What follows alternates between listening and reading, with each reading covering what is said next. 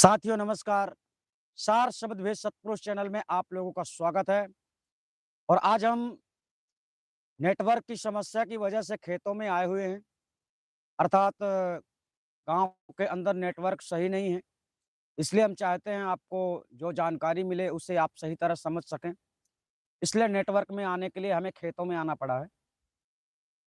और आज का सवाल है, एक व्यक्ति ने पूछा है कि मृत्यु का रहस्य क्या होता है। अब उन्होंने मौत का रहस्य पूछा है, लेकिन हम इस सवाल को कैसे समझें। तो चलिए, मृत्यु के पहले के विषय में भी हम बतलाएँगे, मृत्यु के समय के विषय में भी हम बतलाएँगे और मृत्यु के बाद के विषय में भी हम आपको बतलाएँगे। सबसे पहले चलते हैं, सद्गुरु कबीर साहब मृत्यु के विषय में क्या कहते हैं। अर्थात सद्गुरु कबीर साहब ने भूतकाल, भविष्यकाल, वर्तमान काल की बातें अपने वाणियों में बोल कर गए हैं और उसे कमी है समझने की। अगर आप लोग समझ सकते हैं, तो संसार के सारे ग्रंथ कम पड़ जाएँगे, जितनी वाणियाँ कबीर की हैं और जितना उन्होंने समझा दिया है, तो बहुत सरलता से आप समझ जाएँगे। चलिए, कबीर साहब मृत्यु के विषय में क्या कहते हैं और शरीर से संबंधित जीवन जब तक आपका रहता है, तब तक शरीर का महत्व होता है और जब जीव इस शरीर से निकल जाता है, तो इस शरीर का महत्व खत्म हो जाता है। तो चलिए, इसी बात को लेकर सद्गुरु कबीर साहब एक ऐसी वाणी में शब्द बतलाते हैं जिसमें शरीर और आत्मा दोनों बातें कर रही हैं। जैसे हम और आप मित्र हो गए और हम और आप दोनों मित्र हैं ना, काफ़ी समय से साथ में रह रहे, लेकिन अचानक आप हमको छोड़ कर जाएँगे, तो हमको दुःख होगा, हमको दर्द होगा, तकलीफ़ होगा आपसे बिछड़ने का, क्योंकि आपका हमारा प्रेम हो चुका है।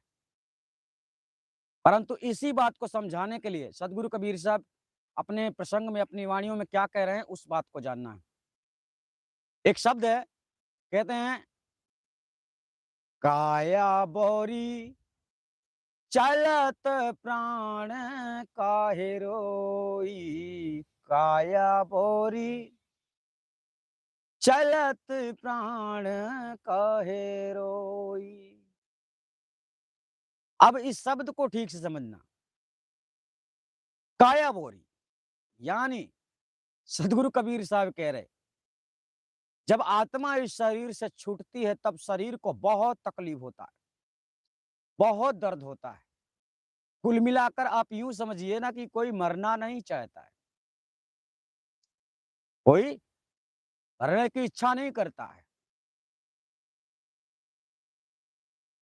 कोई मरने की इच्छा कब करता है, जब उसकी इच्छा पूरी नहीं होती है, जब वह बहुत दर्द झेलता है, बहुत तकलीफ झेलता है, बहुत टेंशन हो जाता है, बहुत समस्याएं हो जाती हैं।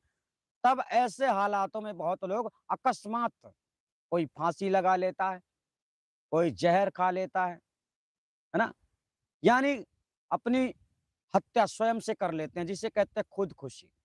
परंतु स्वयं की मर्जी से खुशी खुशी कोई भी व्यक्ति मरना नहीं चाहता और कोई भी जीव नहीं मरना चाहेगा। जितने जीव संसार में शरीरधारी हैं, तो क्या शब्द कहता है, काया बोरी चलत प्राण काहे रोई। अर्थात सदगुरु कबीर साहब कह रहे हैं कि ऐ शरीर, जब प्राण तुझे छोड़कर जाने लगे, तो तू क्यों रो रहा है, क्यों दर्द महसूस कर रहा है, क्यों अकेलापन महसूस कर रहा है, क्यों? क्योंकि हम साथ थे। यानी आत्मा जब तक शरीर के अंदर साथ में रहती है, आत्मा और शरीर का जब तक साथ होता है, तब तक बड़ा प्रेम होता है। कष्ट इस शरीर में किसको होता है? आत्मा को। लेकिन आत्मा को कष्ट कैसे होता है? शरीर से होता है। शरीर तो आप जानते हैं कि शरीर एक ऐसी चीज है जो भौतिक है, पंचभौतिक है। और पंचभौतिक तत्वों में दर्द नहीं है, क्योंकि ये जड़ है। दर्द किससे होता है? चेतन को।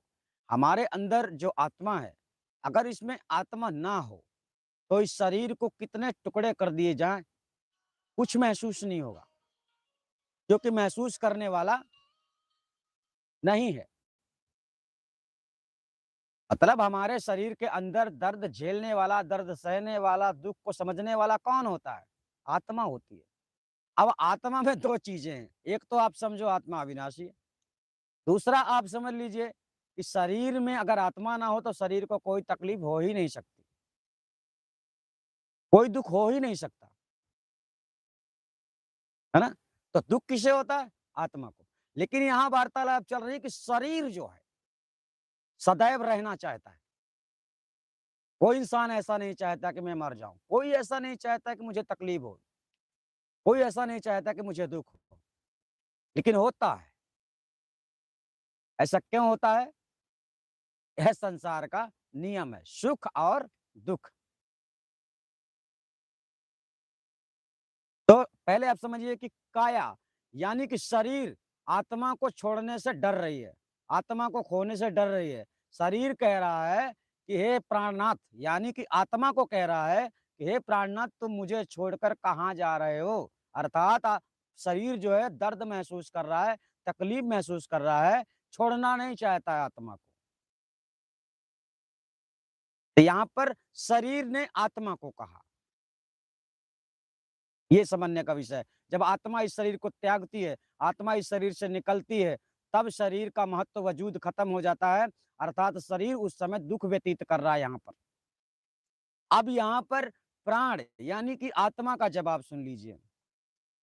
प्राण कहे सुन काया बोरी, तोरी मोरी संग न होई। प्राण कहे सुन काया बोरी, तोरी मोरी संग न होई।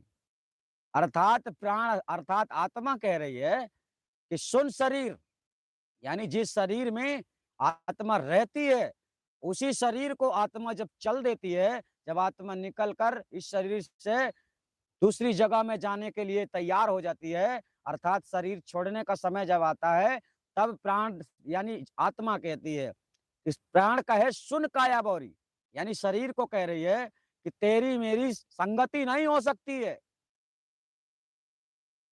यानी सदैव के लिए तेरी मेरी संगति नहीं हो सकती है। क्यों? क्योंकि हमारा कुछ ही समय का नाता है। ये संसार में जितने रिश्ते नाते आपको दिख रहे हैं ना, ये मेरा भाई है, चाचा है, भतीजा है, काका है, मामा है, फूफा है, दादा है, दादी है, माँ है, बाप है, जो भी है, जितने रिश्ते आपको संसार में दिखाई दे रहे, आपके वर्तमान में भी जितने रिश्ते हैं, ये केवल यहीं तक सीमित हैं। इसके बाद आपका कोई रिश्तेदार नहीं होगा, आपका कोई माँ-बाप नहीं होगा, आपके कोई भतीजे, ना बेटे, ना बेटी, कोई नहीं होंगे। इसके बाद जब तक आप संसार में शरीर धारण करके हैं, जैसे मनुष्य के शरीर में हो, है ना? तो मनुष्य के रिश्ते-नाते आप समझ रहे हैं, वो मेरा भाई है, वो मेरा माता है, वो मेरा पिता है ना? तो इस प्रकार से आप समझ रहे हैं। लेकिन यह नाते रिश्ते जो हैं, ये कुछ समय के लिए हैं। इसलिए साहब ने कहा, "जासो नाता आदि का, बिसर गया सो ठौर।" जिससे आपका प्राचीन नाता है, जिससे रिश्ता आपका पुराना है, जिससे रिश्ता आपका सदा से है, आप उसे भूल गए। और वो नाता किससे था? परमात्मा से था। आप परमात्मा के अंश हैं, आत्मा हैं। आप जब परमात्मा में रहते थे, जब परमात्मा के पास रहते थे, परमात्मा के समीप थे, परमात्मा के स्थान में थे, तब आपको दुःख, पीड़ा, चिंता, क्रोध, भूख, प्यास, नींद, ये सब से आप मुक्त थे। आपका कोई रिश्तेदार नहीं था। लेकिन अब है। तो यहाँ पर ये जो जड़ और चेतन का संबंध है, यानी चेतन बोले तो आत्मा और जड़ बोले तो शरीर। तो ये जो संबंध है, ये कुछ समय के लिए है बोले तो यहाँ जब तक आप धरती में शरीर धारण करके रह रहे। हेलो, खुश रहो बेटा, खुश रहो। ध्यान से समझने का विषय है। प्राण कहे सुन काया बौरी, तोरी मोरी संग न होई। यानी सदा के लिए कोई भी चेतन आत्मा एक शरीर में विद्यमान नहीं रहती है, और सदा के लिए कोई भी शरीर मौजूद नहीं रहता है।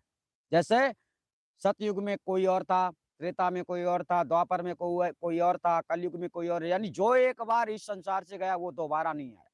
दोबारा नहीं आए बोले तो जो शरीर एक बार लुप्त हुआ वो शरीर दोबारा इस संसार में नहीं आया।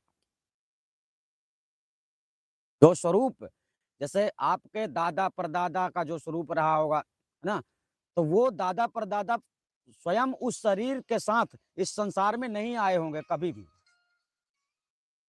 हेलो, खुश रहो बेटा। ठीक है। अब आपने यहाँ पर समझा कि प्राण कह रहा है, यानी आत्मा कह रही है शरीर से कि तेरा मेरा सदैव का नाता नहीं हो सकता है। क्यों?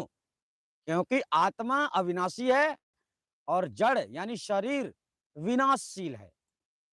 इसलिए सत्य और झूठ का संबंध नहीं हो सकता। ये दोनों बातें समझनी है। सुख और दुख एक साथ नहीं रह सकते। जब आपको दुख होगा उस समय सुख नहीं होगा, जब आपको सुख होगा उस समय आपको दुख नहीं होगा। ये चीजें आपको थोड़ा ठहर कर समझ लेना है, विचार पूर्वक। ठीक है ना? जहां हानि है वहां लाभ नहीं है, जहां लाभ है वहां हानि नहीं है। समय समय की बात है ना? तो अब आगे चलते हैं। आत्मा और क्या कह रही है? प्राणी कहे सुन काया बोरी, तोरी मोरी संग न होई।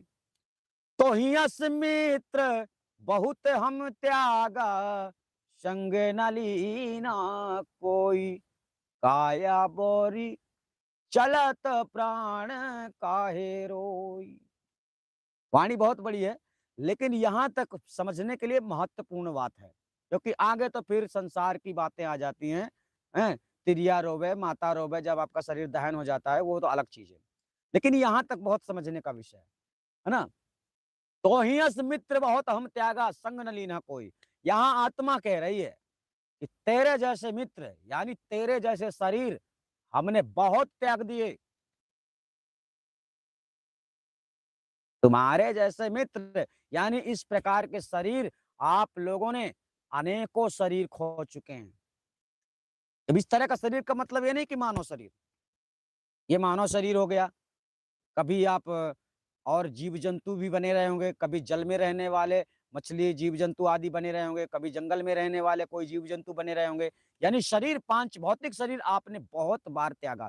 यानी आत्मा कह रही है कि इस प्रकार के शरीर मैंने कितने त्याग दिए, एक भी साथ में नहीं लिए।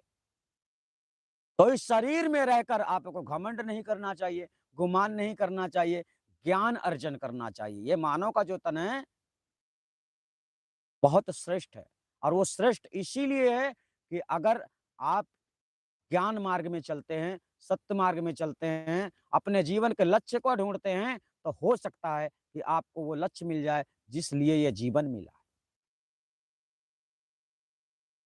देवों को भी दुर्लभ ये मनुष्य का शरीर बतलाया जाता है, और मनुष्य को जब आपको ये शरीर मिल जाता है तब आप देवों की भक्ति करना शुरू कर देते हैं। देवों को भी दुर्लभ है ये मानव तन, पहले तो ये समझ लो। क्यों? क्योंकि इस शरीर को पाने के बाद आप भक्ति अपना सकते हैं, और भक्ति करके अपना कृतार्थ यानी कि कल्याण कर सकते हैं, आपको मोक्ष मिल सकता है। लेकिन यहाँ होता क्या है, जब आपको मनुष्य का शरीर मिलता है तब आप क्या करते हैं, देवी देवताओं को अपने से श्रेष्ठ मानने लगते हैं। क्यों? क्योंकि देवी देवता चमत्कार करते हैं, वो इतना ही कर सकते हैं, उनके बस की बात नहीं है भक्ति वक्ति करना, क्योंकि वो तो अपने ही शक्ति के घमंड में चूर रहते हैं। तो उन्हें भक्ति से क्या लेना देना? पहली बात, भक्ति की जो विशेष बात है वो मनुष्य में है, और कोई जीव जंतु भक्ति कर नहीं सकता। अंतर्मन की भक्ति कर सकते हैं। अंतर्मन की भक्ति जानते हो, सर्वत्र जीव देवी देवता आदि गण क्या सोचते हैं? ये सोचते हैं कि हमें मनुष्य का तन प्राप्त हो, इसकी भक्ति वो करते हैं। पहली तो बात ये समझ लो, मनुष्य का तन बहुत ही श्रेष्ठ होता है, बहुत ही सौंदर्य होता है, लेकिन मनुष्य बनने के बाद लोग क्या करते हैं? पशुवत आचरण करते हैं। पशुवत आचरण करने का मतलब मनुष्य का तन मिला था उस पार ब्रह्म परमात्मा अविनाशी को जानने के लिए, उसे पाने के लिए, अपनी जगह में, अपनी दुनिया में वापस जाने के लिए। तो मनुष्य खुद आकर भटक जाता है और भटकाना शुरू कर देता है। भटक भी जाता है और भटकाता भी है। आप सबको निरंतर सोचना चाहिए, इस जगत को बनाने वाला कोई एक ही होगा। और जो जगत को बनाया है, उसी के सृष्टि काल में पाप भी हो रहा है, पुण्य भी हो रहा है, धर्म भी हो रहा है, अधर्म भी हो रहा है। तो ये तो उसने इस प्रकार का जाल बनाकर रखा हुआ है कि तुम कभी अपने घर वापस ना जा सको। जहां विश्व शांति है, जहां सबको शांति है, जहां शांति के अलावा कुछ है ही नहीं, जहां आनंद के अलावा कुछ है ही नहीं। कुछ ऐसी दुनिया को त्याग कर आप संसार में आते हैं और खुद फंस जाते हैं। फंसाने वाले यहाँ बैठे हैं, यम के दूत। ये यमराज के दूत है जो आपको संसार में आने के बाद कहने लगते हैं कि तुम मुसलमान हो, कोई कह देता है तुम ब्राह्मण हो, कोई कह देता है तुम क्षत्रिय हो। अरे तुम इंसान हो। सीधी बात तो ये यूं समझो। जहां जाति पाति का मतभेद आता है, वहां सदगुरु कबीर साहब सीधे शब्दों में कहते हैं, मानुष एक जात है भाई, दूसरा जात कहां से आई? तो इसका जवाब भी कोई देने के लिए तैयार नहीं है। तो चलिए, ये तो चलता रहेगा। संसार में लोग अपनी बात मनमाने को ज्यादा सोचते हैं, लेकिन हमारा कहना यह है कि जो सदगुरु कबीर साहब के शब्द हैं, उनकी जो शिक्षा है वह निष्पक्ष है, किसी के पक्ष में नहीं है। उन्होंने आत्म कल्याण का रहस्य बतलाया, आत्म कल्याण की सच्चाई बतलाई। तो चलिए, अभी तो हमने यहाँ पर आपको बतलाया कि आत्मा जो है वो खुद कह रही है कि तेरे जैसे हमने बहुत सारे मित्र त्याग दिए, यानी उन्हें अपने संग में लेकर नहीं घूम रहे। अर्थात आपका ना जाने कई कितने जीवन ऐसे जन्म लिए आप और मर चुके, जन्म लिए और आप मर चुके, जन्म लिए और मर चुके। इन बातों पर लोग विचार नहीं करते हैं। इसलिए कहते हैं इस संसार में कर्म प्रधान विश्व रचिरा का, यानी कर्म जैसा आप करते हैं। तो ये तो रामायण का शब्द हो गया। हालांकि हमको रामायण का शब्द नहीं बोलना चाहिए, परंतु ये सत्य है। अब कबीर की वाणी में ऐसा शब्द कौन सा है? कबीर की वाणी में भी ऐसा शब्द है जिसमें कर्मों के विषय में बतलाता है कि आपको आपको क्या करना है। जैसा कर्म किया है तुमने वैसा ही फल पाएगा। बोया वृक्ष बबूल का फल आम कहां से खाएगा? आपने इस संसार में कांटे बोए, दूसरों के लिए षड्यंत्र बनाया, दूसरों के साथ गलत किया, अत्याचार किया, भ्रष्टाचार किया, तो क्या समझते हो तुम्हारे साथ ऐसा नहीं होगा? होगा।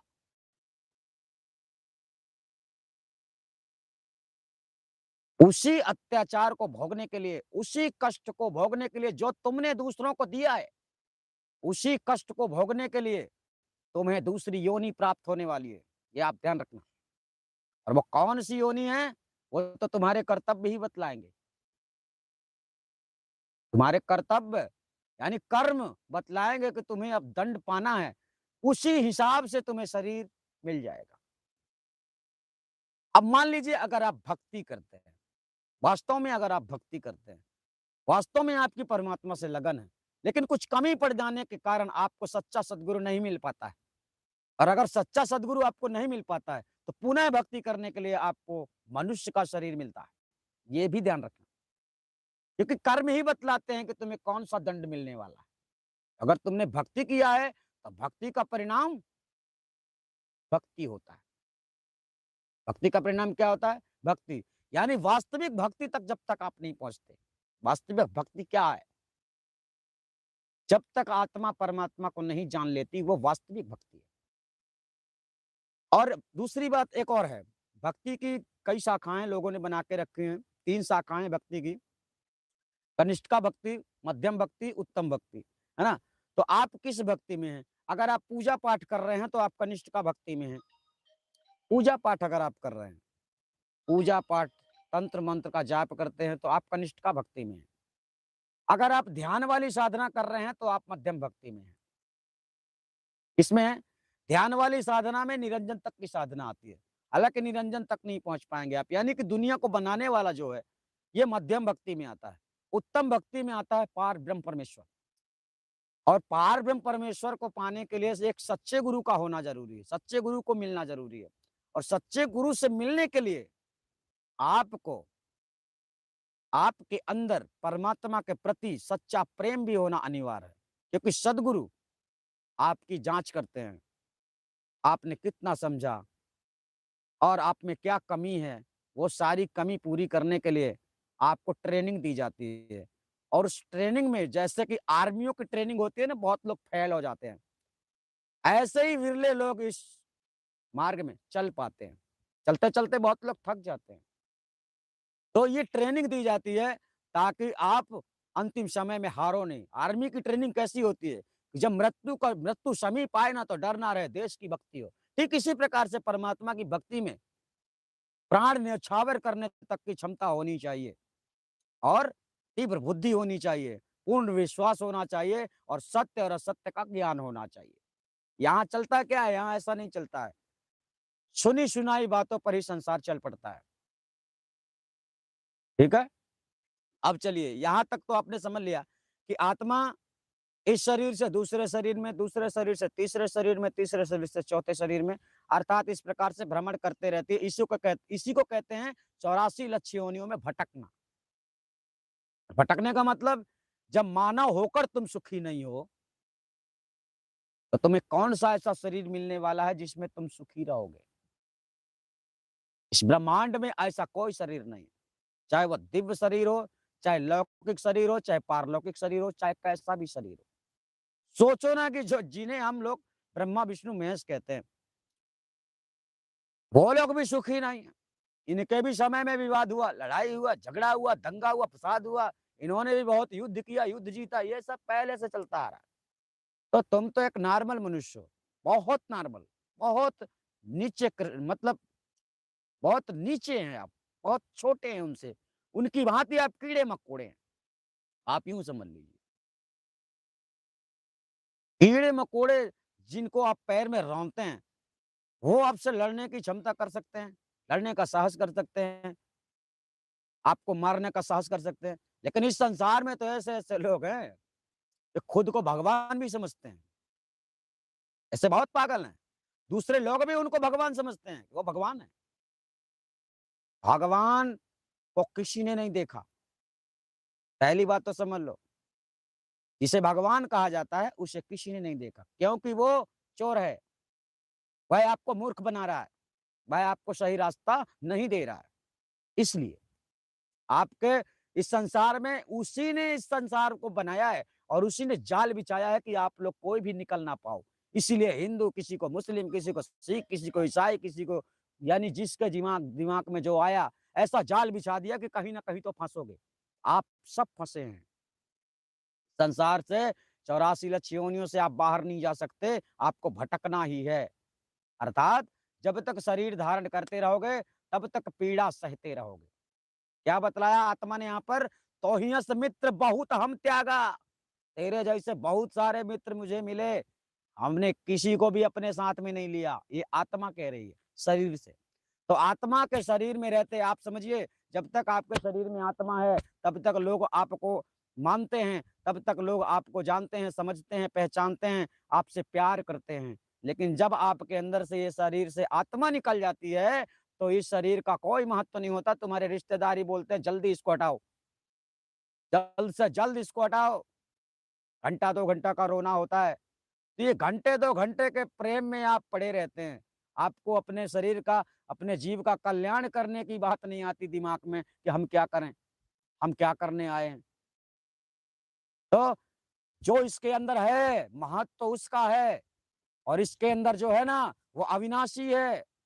वह खुद एक राम है, ध्यान रखना। वह खुद एक भगवान है, क्योंकि उसे कोई मार नहीं सकता। इसी प्रकार से वो भगवान है, जिसे कोई मार नहीं सकता। इस शरीर का राजा कौन होता है? मन होता है। लेकिन आप लोग राजा दूसरे को बना लेते हैं। हर शरीर में एक राजा होता है, वो मन होता है। तो फिर इसमें भी साहब ने कहा, जानत कौन पराये मन की। आपके मन की हम कहाँ जानते हैं, हमारे मन की आप कहाँ जानेंगे, है ना? तो चलिए, ये तो बातें हो गई मृत्यु के कुछ वार्तालाप हो गई शरीर की और आत्मा की। अब चलते हैं कुछ विशेष तथ्यों में। जब अब आपके मृत्यु करीब आती है, जब मृत्यु आपके करीब आती है तब क्या होता है? तब साथियों सबसे पहले आपका बुद्धि जो है, यानी बुद्धि यानी संकल्प विकल्प आपके अंदर खत्म हो जाते हैं। जब संकल्प विकल्प खत्म हो जाते हैं, तब चांचली मुद्रा में जो ब्रह्म यानी ब्रह्मांडी जो मन है हमारा, वह फैल जाता है पूरी तरह से। फैलने का मतलब संसार में फैल जाता है। जैसे आप एक जगह बैठे हैं तो आपका मन समिटा हुआ रहता है, लेकिन जब आप दुनिया में जाएंगे तो आपका मन फैल जाएगा। इसलिए उस समय जब आपकी मृत्यु समीप आती है, ऐसे मान लीजिए कि आपका एक्सीडेंट होने वाला है, तो सबसे पहले यहाँ का जो ब्रह्मांडी मन होता है वो आपका काम नहीं करेगा। कभी आप ऐसा समझना कि जब भी आपका एक्सीडेंट होने वाला हो और आप बच गए हो, तो समझना आपका जोर कहाँ पर आएगा, यहाँ पर आएगा। यहाँ पर कौन बैठता है? ब्रह्मांडी मन, यानी कि भगवान। ध्यान रखना। फैलने का मतलब हमारा ये होता है कि उस समय जैसे कि हमने एक बाल्टी में जल रखा, तो वो एकत्रित है और उसे हमने नीचे डाल दिया तो वो फैल गया। इस प्रकार से जब बुद्धि काम नहीं करती है उसका मतलब होता है फैल जाना, और उसी समय आपकी मृत्यु हो जाती है। दूसरी, कई ऐसे दृश्य हैं कि किसी-किसी को, यानी बोला जाता है, लोग कहते हैं कि यमदूत आते हैं। यमदूत आपके पास नहीं आते हैं। कभी-कभी कुछ ऐसा होता है कि आपको कष्ट नहीं होता है। मतलब आपने हो सकता है पाप ना किए हों, अगर पाप किए हों तो पाप के साथ आपने धर्म भी किया हो, यानी पुण्य भी किया हो। ऐसी स्थिति में आपके अंदर से शरीर प्राण को कैसे निकाला जाएगा? आप कैसे निकलेंगे? तो ऐसी स्थिति में आपको डराया जाता है। कैसे डराया जाता है? मान लीजिए आप वृद्ध हो गए हैं, है ना? आप धर्मात्मा भी हैं, गलत भी किए होंगे, आपने पुण्य भी किया, तो यहाँ पर लेबल में आ गया। आपके कुछ पाप मुक्त हो गए, यानी कि आप दंडनीय नहीं रह गए। तो ऐसी स्थिति में आपको शरीर छोड़ना, आप कैसे छोड़ोगे? अपने आप से नहीं छोड़ सकते। ऐसी स्थिति में ब्रह्मांड में एक नियम है, जिसमें ऐसे-ऐसे स्वरूप से आपको डराया जाता है कि आपका शरीर से अपने आप आत्मा शरीर को छोड़ देती है। जैसे नहीं कहते कि लोग कि कोई चाय पी के मर गया, कोई पानी पी के मर गया, यानी पानी पी के बैठा रहा और मर गया, पता ही नहीं चला किसी को। ये ऐसी स्थिति वर्तमान की होती है, और जो पहली स्थिति हमने बतलाई है, वह भूतकाल की है, और अभी जो हम बतला रहे हैं ये वर्तमान की है। अब आने वाला भविष्य यानी मरने के बाद की जहाँ बात करते हैं, इसमें भी कई बातें हैं। कई बार ऐसा होता है साथियों कि कोई मर जाता है ना, तो उसे काफ़ी समय तक पता ही नहीं चलता है कि मैं मर चुका हूँ। मर तो गया है। ऐसा अक्सर कब होता है? जब एक्सीडेंट से कोई मरता है या फिर अकस्मात मरता है। मान लीजिए आप फांसी लगा चुके हैं, तो भी आपको यकीन नहीं होगा कि मैं मर चुका हूँ।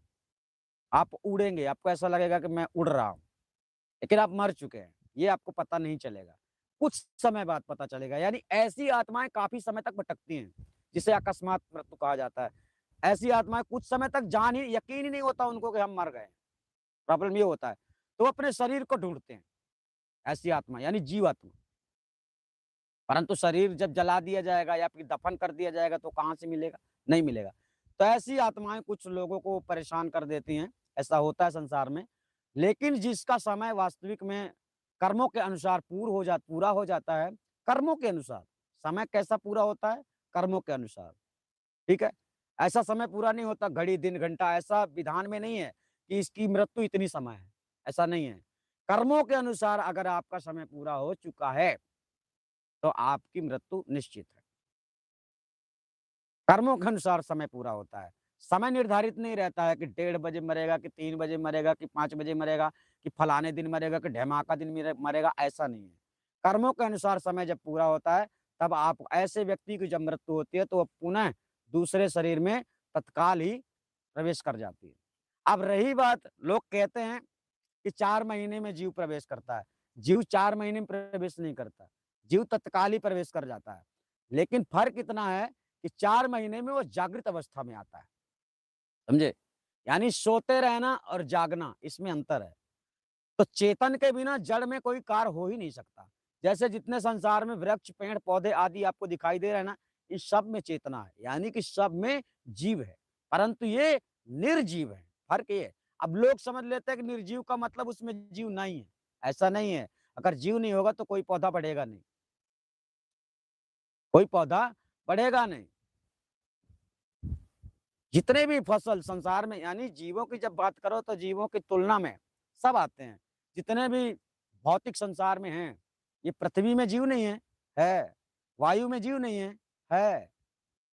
आकाश में जीव नहीं है। सूर्य में जीव नहीं है। सब में जीव है। यानी जीव का ही तो यह दूसरा रूप है। ये दूसरा रूप है जीव का। हमने बतलाया था 2 प्रकार की सृष्टि रचना होती है, सूक्ष्म सृष्टि रचना और भौतिक सृष्टि रचना। सूक्ष्म सृष्टि रचना जो दिखाई नहीं देती, वह चेतन आत्मा के माध्यम से चेतन स्वरूप में होती है, और ये जो भौतिक सृष्टि रचना है, यह दिखाई देती है और ये भी चेतन आत्मा के माध्यम से होती है ना? 2 प्रकार की सृष्टि रचना है, और 2 प्रकार यानी चेतन और जड़ मिलकर ही संसार दिख रहा है और संसार चलायमान है। ठीक है? आप समझ गए होंगे। हम आपसे फिर मिलेंगे, तब तक के लिए धन्यवाद। आप सभी अपना ख्याल रखना। नमस्कार।